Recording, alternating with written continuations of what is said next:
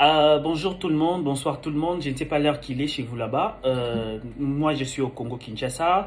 C'est bel et bien votre humble serviteur Exaucé Mangapi, qui vous êtes habitué à suivre mes recettes de cuisine.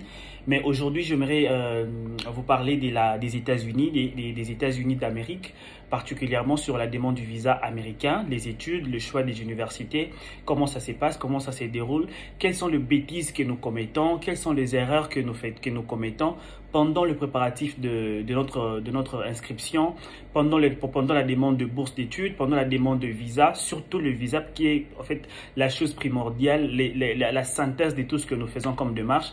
Parce que moi, personnellement, mon expérience à moi, je connais comment les refus de visa se passent parce qu'on m'a déjà refusé les visas.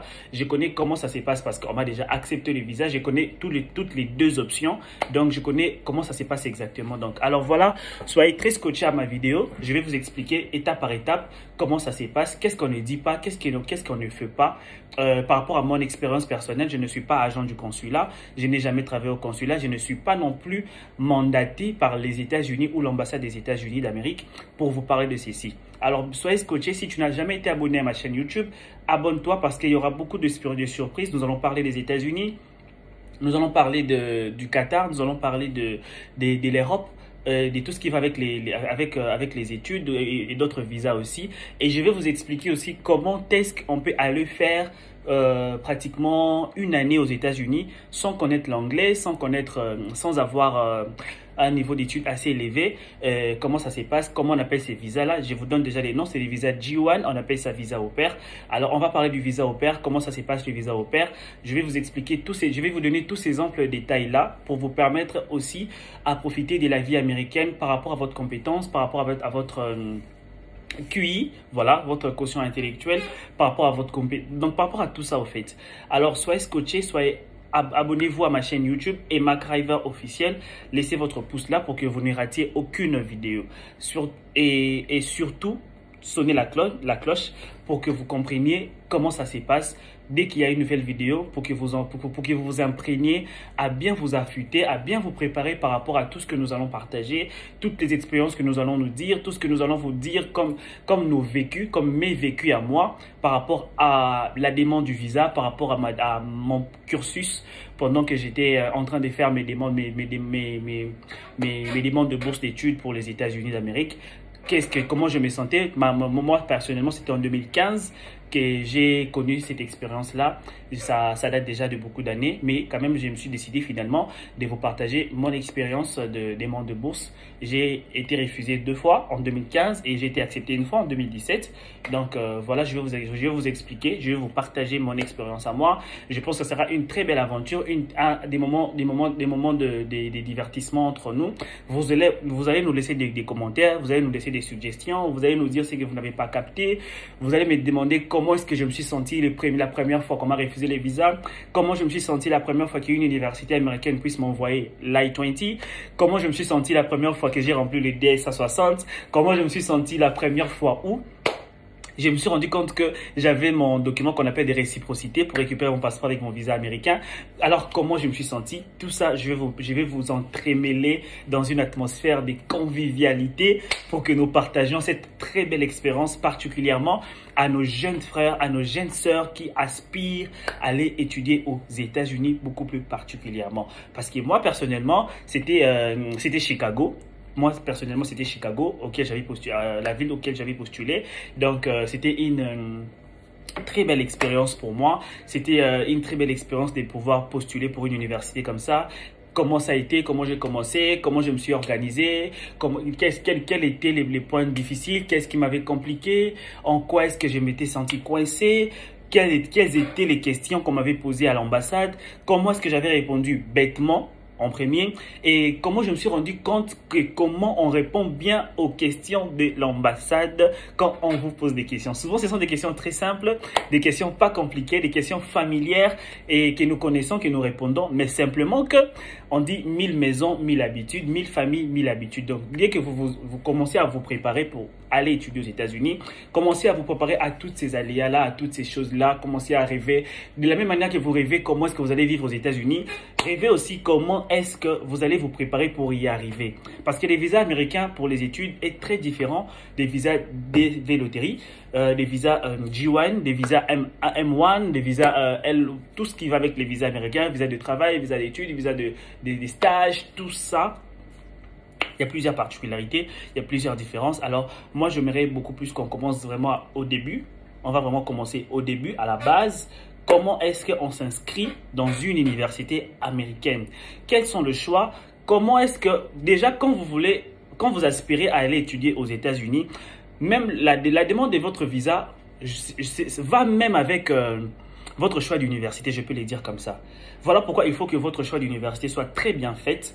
Il faut vous rassurer que ce que je suis en train de faire comme choix d'université va m'accompagner jusqu'à ma demande de visa. Tu peux faire un très bon choix d'université dans l'université la plus célèbre. Ça, c'est pas un problème. Tu peux postuler dans la meilleure université américaine. Oui, c'est pas mauvais. Tu peux avoir tout le bon score au SAT, au TOEFL, tous ces tests américains-là qu'on exige, qu'on demande par rapport. Et ça, c'est pas mauvais. Mais sache qu'on peut te refuser le visa simplement parce que ton choix d'université ne corrobore pas à la demande, comment je peux dire, au quota de ces moments-là. Et automatiquement, même si tu avais déjà payé une partie des frais académiques, même si tu n'avais pas payé, peu importe ce que tu avais déjà fait, si on te dit à la demande du visa que monsieur, désolé, et puis c'est souvent...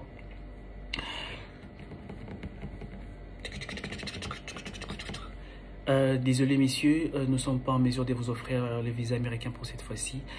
Veuillez agréer notre décision s'il vous plaît. Bonne journée.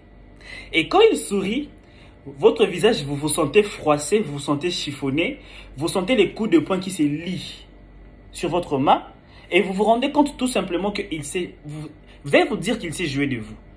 Et en ces moments-là, le cœur ne bat plus, les poumons se mélangent au pancréas, le cœur descend vers l'estomac. C'est un sentiment inexplicable que je ne saurais pas vous donner les détails. Et comment est-ce qu'on se sent exactement quand on vous refuse le visa après avoir rempli le téléphone de plusieurs photos américaines, après avoir rempli son téléphone de plusieurs images vidéo de ponts américains. Chers frères, préparez-vous. Parce que dans cette chaîne, on va vraiment vous donner des détails précis, des détails affûtés pour que vous ne ratiez ni votre inscription, ni votre demande de visa. Alors, je vous aime beaucoup.